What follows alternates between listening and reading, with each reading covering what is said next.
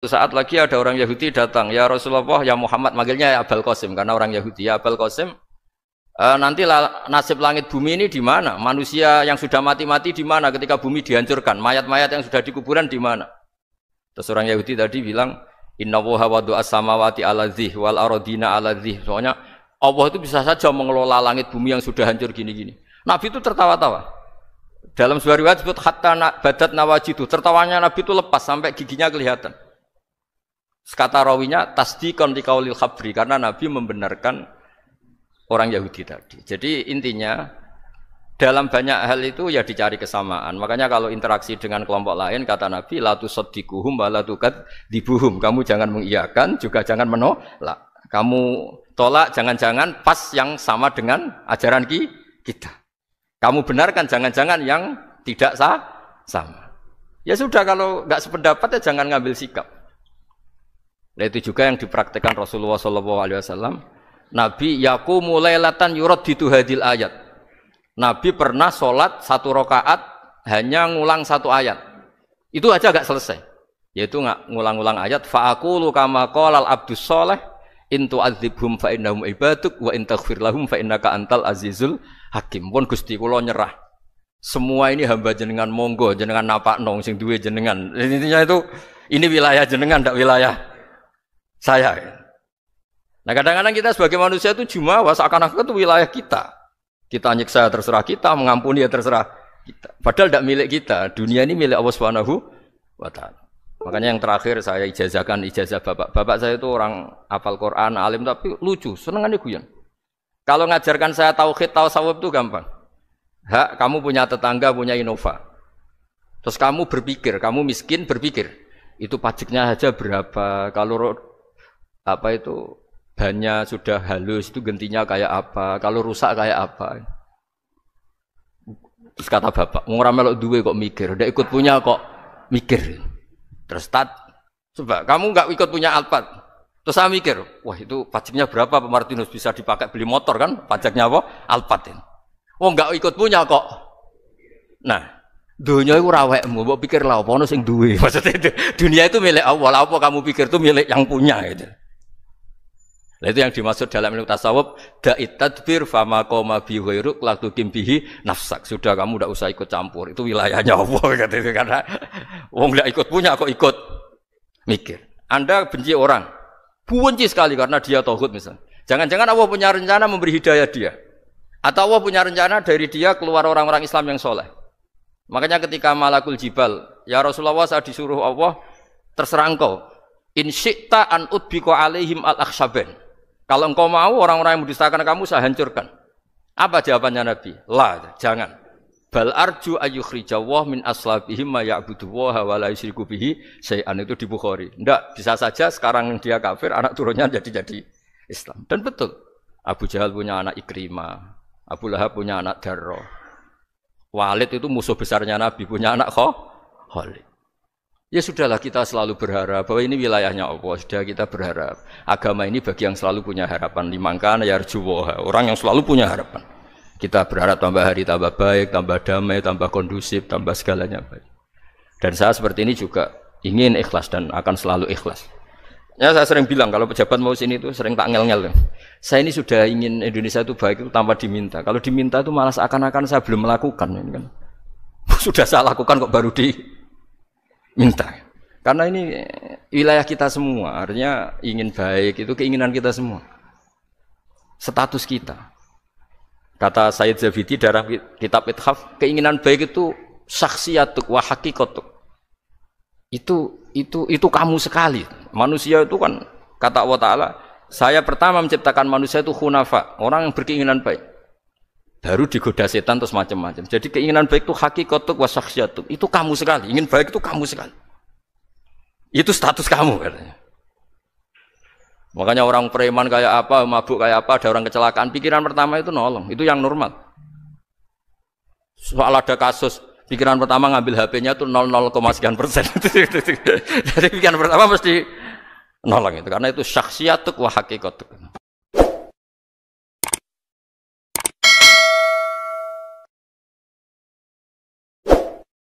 Kalau kamu berdoa, Itu yang tadarruk. Tadarruk itu ya yang sangat sopan, wa khufya secara diam-diam atau secara enggak berlebihan. Terus hanya ayat innahu la yuhibbul mu'tadin. Allah itu tidak suka orang yang melewati batas.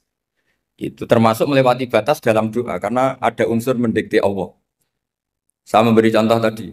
Misalnya kita sebagai cowok berdoa ya Allah saya ingin punya istri cantik, solihah, nasabnya baik, gak pernah cerewet, gak pernah apa. Itu kan nanti nyarinya juga susah.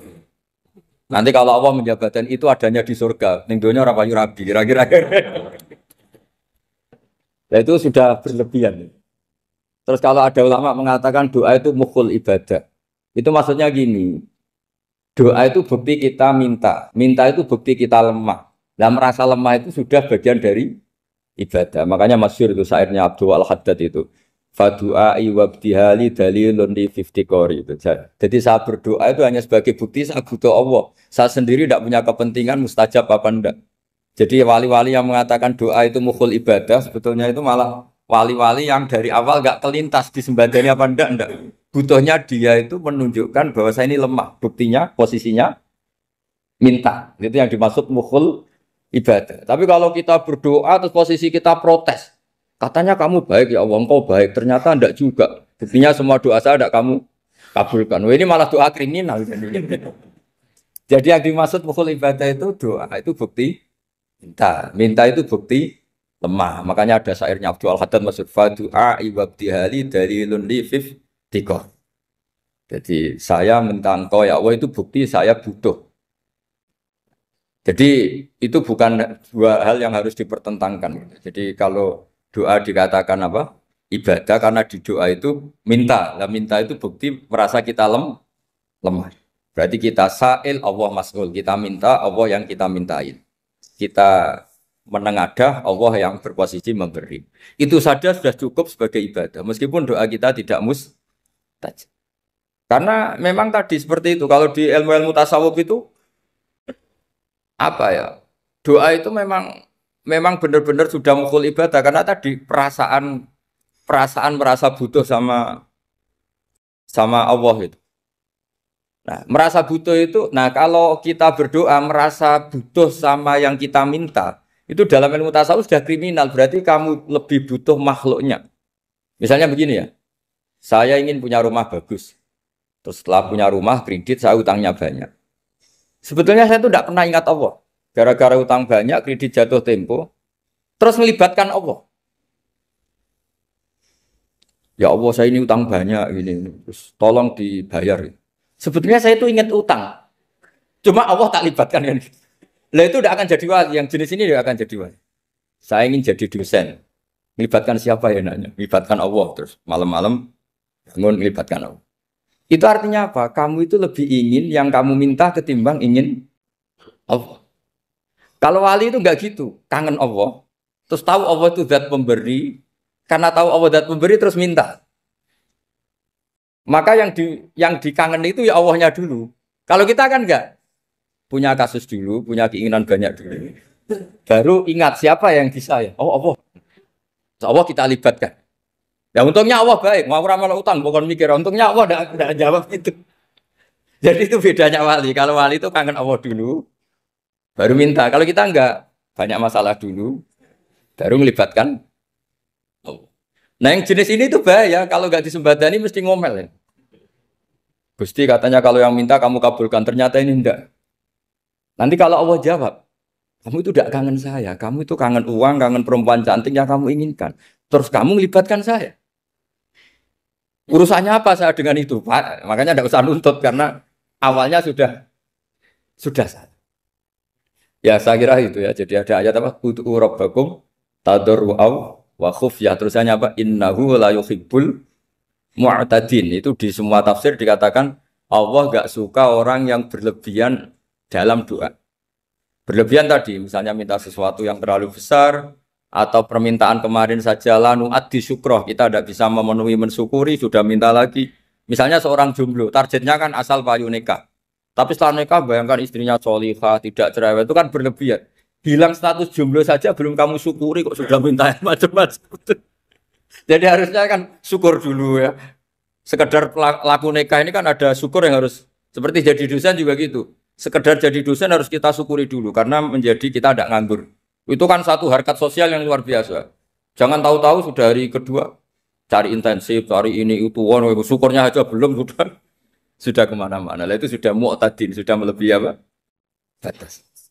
Ya saya kira. Jadi begini ya masalah pendidikan ya. Kalau saya jawab pakai ilmu hakikat saja karena ini keahlian saya. Sebetulnya begini ya, kalau misalnya itu ya subjektif juga, misalnya bilang rata-rata alumni pondok ini sukses, alumni kampus ini sukses, yang ini tidak sukses, itu satu pasti subjektif. Karena biasanya yang diterkenalkan ya yang sukses-sukses. Sama saya punya tetangga dari pondok yang Anda sebut itu kebetulan tidak sukses semua. Itu jantogo saya sampai ngeluh. Saya ini gimana kok?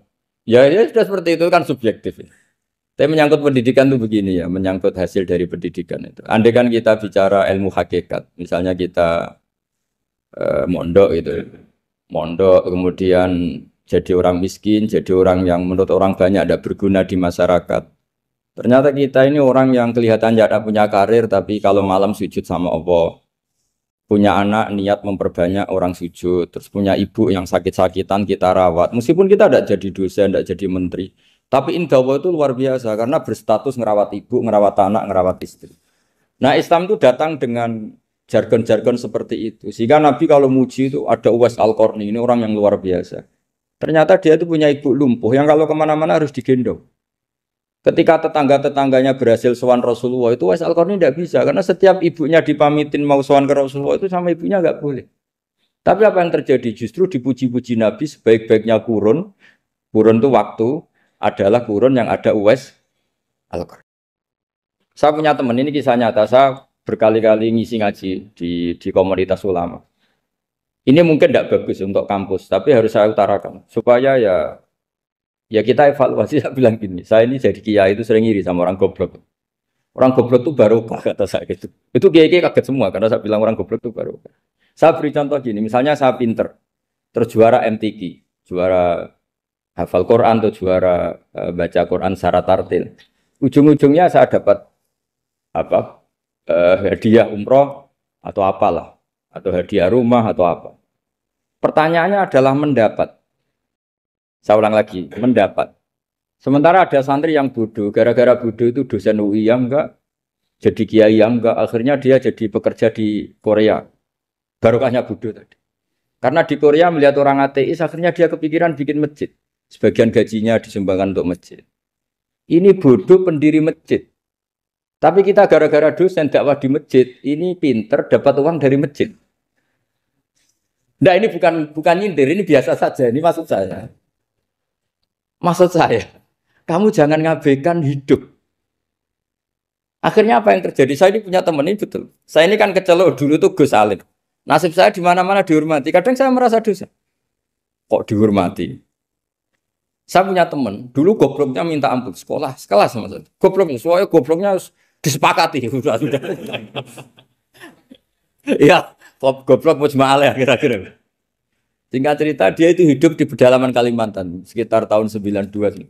Dulu kan biasalah, di dalam hutan itu pasti ada penebangan hutan macam. Dia ada bosnya, yang jelas dia ada bosnya. Saya yakin juga agak kriminal. Karena dia tidak yang illegal logging. Pokoknya ditakdir dia hidup di tengah hutan. Ikut orang. Setelah itu dulu nggak ada HP. Sering kirim surat ke saya, Gus, saya ini hidup di tengah hutan.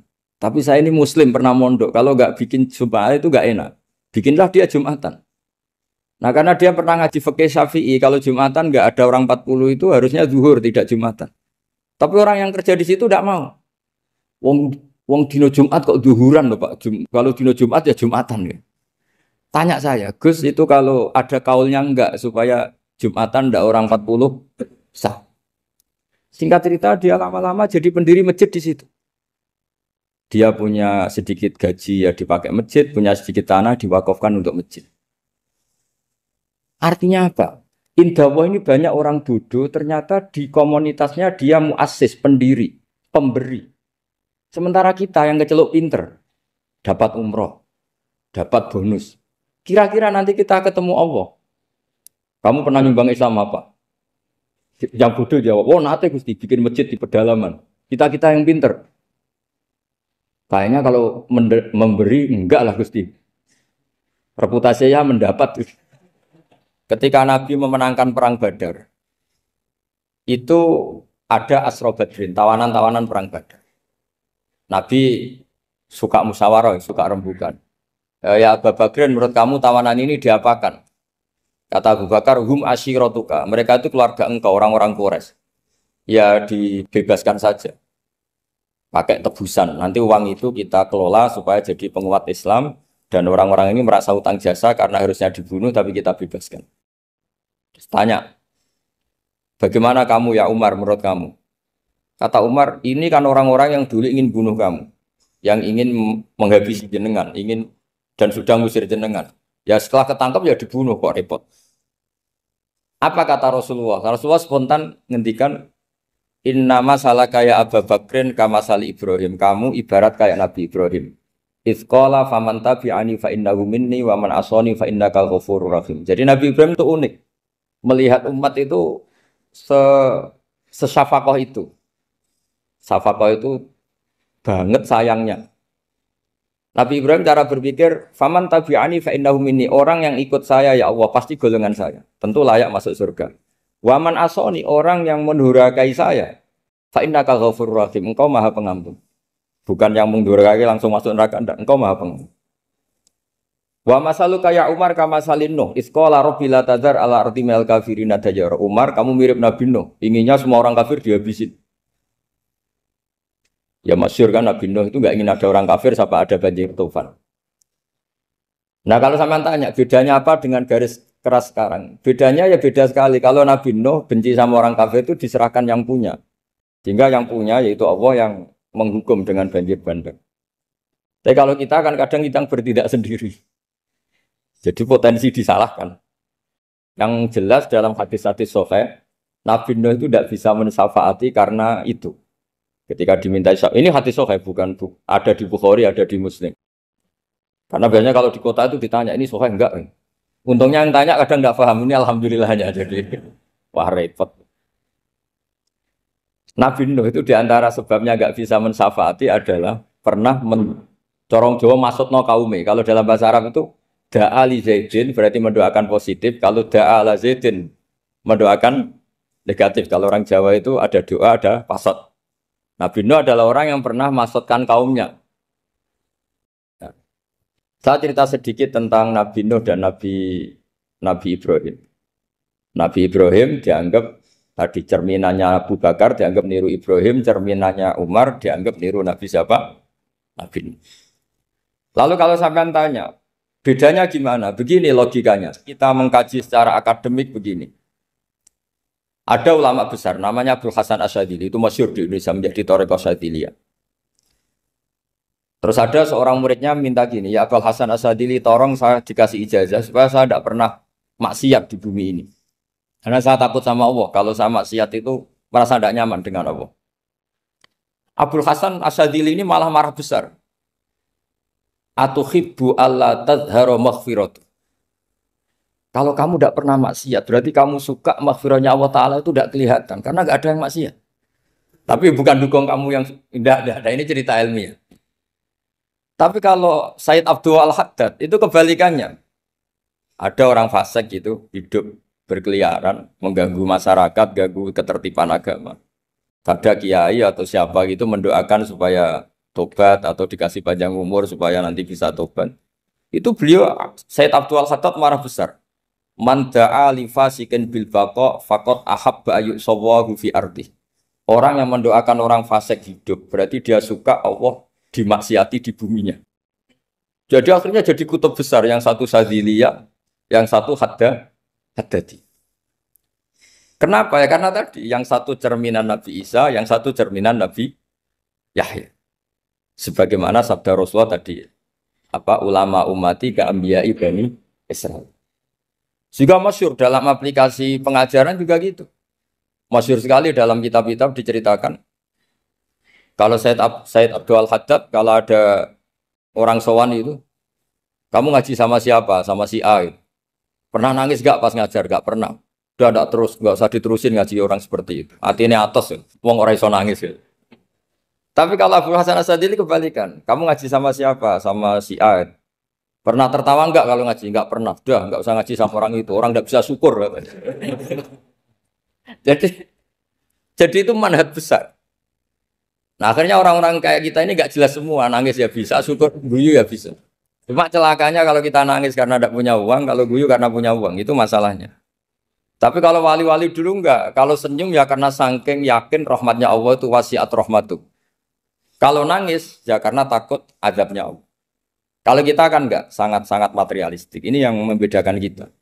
Sebenarnya nangis dan senyum itu satu keharusan karena Allah punya madharul jalal. Ketika Allah dengan sifat keagungannya, maka kita ini seorang Jawa serako bersenyum. Tapi Allah itu kadang sebagai madharul jamal. Adanya satu keasikan. Sehingga yang merengut itu yang salah. Makanya dalam ilmu tasawuf, kutub wali itu hanya dua. Allah dengan madharul jalal, dengan Allah yang madharul jamal. Contoh madharul jalal misalnya gini. Ketika Nabi Musa ingin melihat Allah, saking kangennya ingin melihat Allah, Rabbi arini anzur ilaik. Ya Allah, saya beri hak untuk melihat engkau. Allah dengan jalalnya gini, Allah itu qadim, superior. Tentu gak layak tersentuh barang hadis. Barang hadis itu makhluk. Sehingga ketika falam matajalla rabbuhu lil jabali ja'alahu dakka wa kharra Musa sa'iqa. Sehingga enggak levelnya apapun hebatnya Nabi ini tetap makhluk. Sementara Allah itu qadim. Enggak kuat. Makhluk yang fana ini, yang profan ini enggak kuat. Enggak kuat menampung zat yang qadim, yang superior. Sehingga gunung pun hancur. Nabi Musa pingsan. Tapi ketika Allah dengan madharul jamal itu Allah dengan keindahannya, dengan kasih sayangnya, memberi hak makhluknya untuk melihat. Nah di sini ini Allah sering ngendikan wujuhu yauma idzin nadhirah ila rabbiha nadhirah. Nanti ada wajah-wajah yang di surga itu melihat saya kata. Tapi apakah betul melihat kayak saya melihat dosen, melihat Pak Rektor, melihat teman-teman itu tidak bisa. Karena Allah itu qadim, sehingga meskipun manusia ahlul jannah melihat Allah, tetap Allah ngendikan la tudrikuhul absar wa huwa yudrikul absar. Karena Allah di balik jamalnya ya punya jalal, di balik jalalnya juga punya jalal. Sehingga selalu di Quran itu diulang beberapa kali supaya proporsional. Nah, kenapa ahli sunnah tetap berkeyakinan Allah bisa dilihat? Logikanya begini. Fa inna kulla maujudin yasihu ayyura. Allah itu zat sing nyata-nyata wujud dan punya eksistensi. Di mana-mana sesuatu yang wujud itu layak untuk bisa dilihat. Lalu pertanyaannya gini, kenapa kita tidak bisa melihat sekarang kok nunggu di akhirat? Karena mata kita sekarang itu profan, fana. Sementara kita setelah di surga, tubuh kita didesain abadi. Ya saya ulang lagi ya, setelah kita di surga, semua fisik kita ini didesain abadi. Tentu karena desainnya sudah abadi, layak melihat zat yang abadi. Tapi pertanyaannya, kenapa tidak bisa ikhatah, tidak bisa melihat sampai faham, la tudrikul absar? Karena abadi kita itu diabadikan. Sebagaimana surga abadinya diabadikan. Neraka diabadikan. Sementara Allah abadi dengan dirinya sendiri, yaitu Al-Qayyum, atau dalam bahasa ngajinya Qiyamuhu binafs. Nah lalu pertanyaan, makanya Mu'tazilah itu menentang betul kalau orang di surga bisa melihat Allah. Cara berpikir Mu'tazilah, melihat itu artinya yang dilihat ada arahnya, sementara Allah terbebas dari arah. Tapi kata ahli sunnah cara berpikir tidak seperti itu. Melihat itu pokoknya tahu. Nah, tahu karena mata itu karena kita ditakdir tahu itu karena mata. Sebetulnya yang menjadikan tahu itu tidak mata. Ya kalau tahu ya tahu saja, bukan harus pakai mata. Itu cara berpikir ahli sunnah wal jamaah. Jadi saya beri ya bocoran. Kenapa mazhab ahli sunnah itu yang dipilih oleh banyak mayoritas di dunia, jumhur itu. Ahli sunnah itu dianggap pikirannya lebih orisinal. Misalnya ahli sunnah kalau ditanya, kenapa kamu melihat? Ya melihat saja. Kenapa kamu mendengar? Ya mendengar saja. Kesannya itu tidak rasional, kayak orang yang nggak pinter itu. Tapi sebetulnya itu yang benar. Jadi cara berpikir ahli sunnah itu melihat itu menjadi tahu. Menjadi tahu itu bisa karena mendengar, bisa karena melihat, bisa karena dikasih tahu, bisa karena bersentuhan. Sebab itu di Quran itu ada ayat ala ya'lamu man khalaqa, bukankah zat yang menciptakan itu menjadi tahu. Sehingga kenapa Allah itu selalu tahu? Karena Allah yang menciptakan. Kalau kamu tahu karena mata, sekali itu jauh, maka kamu tidak melihat. Atau kamu sekarang buta, kamu tidak melihat. Atau tertutupi barang itu, maka kamu tidak melihat. Tapi kalau kamu tahu karena kamu menciptakan, maka akan melihat terus. Misalnya saya ini tukang batu. Saya ingat betul ketika saya bangun Monas, itu polpen saya tak tanam di dalam Monas. Saya ingat betul kalau polpen saya warnanya putih, tak tanam di Monas 2 meter dari pondasi. Setelah saya pulang ke Jogja ditanya, di dalam Monas ada apa? Ada polpen. Posisinya 2 meter dari pondasi. Kenapa saya tahu? Karena saya yang menciptakan. Nah, karena menciptakan ini sehingga tahu saya akan terus-menerus. Tapi kalau tahu karena mata sekali barang itu tertutupi, nggak tahu. Misalnya saya tahu jenengan karena dekat sekali jenengan kemana-mana saya sudah tidak tahu. Tapi kalau saya menaruh sesuatu di tubuh Anda, sehingga kamu kemana-mana tetap tahu bahwa barang itu ada di tubuh. Nanti kalau ada yang protes, tapi bisa saja Gus barang itu dicuri orang kemudian Anda tidak tahu. Yang menjadi tidak tahu karena saya sudah tidak menciptakan suasana itu. Selagi saya yang menciptakan, maka akan tahu terus. Nah, tapi karena Allah ini menciptakan semua yang ada di bumi, maka Allah tahu terus. Jika Allah tahu cara bikin kuman, terus tahu bahwa manusia itu punya kuman, kumannya punya organ, organnya juga punya kuman. Mesti gak kebayang. Kamu bayangkan kayak makanya Allah itu kalau cerita sederhana, innallaha la yastahi ayyadriba masalam ma ba'udatan fama fawqaha. Allah itu tidak malu bikin perumpamaan nyamuk, karena nyamuk itu lebih dahsyat timbang gajah. Para pematung itu disuruh bikin gajah masih mampu. Bikinkan patung gajah, mungkin masih sanggup. Tapi kalau tak suruh bikin patung nyamuk, nggak usah bikin hidup, patungnya saja sekecil itu. Padahal nyamuk kecil itu punya organ tubuh. Lalu bikinnya organ tubuh nyamuk itu kayak apa? Organnya punya kuman. Kumannya punya organ. Organnya juga punya kuman. Sehingga orang-orang alim itu baca nyamuk itu lebih jadi ayat Allah ketimbang melihat dinosaurus. Tapi sekarang orang itu nggak tertarik ceritanya.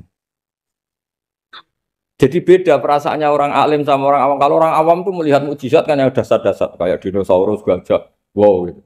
Kalau orang alim nggak, malah melihat nyamuk. Kealiman seperti itu terjaga di umatnya Muhammad, di umatnya Rasulullah Muhammad SAW. Karena ketika umat ini nggak ditunggui para nabi, itu Allah menjamin Muhammad, ulama umatmu nanti punya kemampuan seperti nabi. Tentu tidak dalam keutamaan ya, keutamaan tentu nggak sekelas sama nabi. Kenapa itu terjadi? Karena tadi para nabi ini mewakili sekian. Kalau kita sangat mencintai Indonesia, maka kita akan tegas siapapun yang ingin menghancurkan Indonesia. Itu kira-kira cerminan Nabi Nuh. Kalau kita sangat mencintai Allah, maka kita akan benci sebenci-bencinya sama orang yang mendurhakai Allah. Tapi masalahnya, Allah yang kita cintai itu memaklumatkan diri kalau bersifat ghafur, pengampun. Sehingga kalau kita terlalu kasar, ini kan yang kita cintai bersifat ghafur kok kita kasar. Di sini Nabi Ibrahim.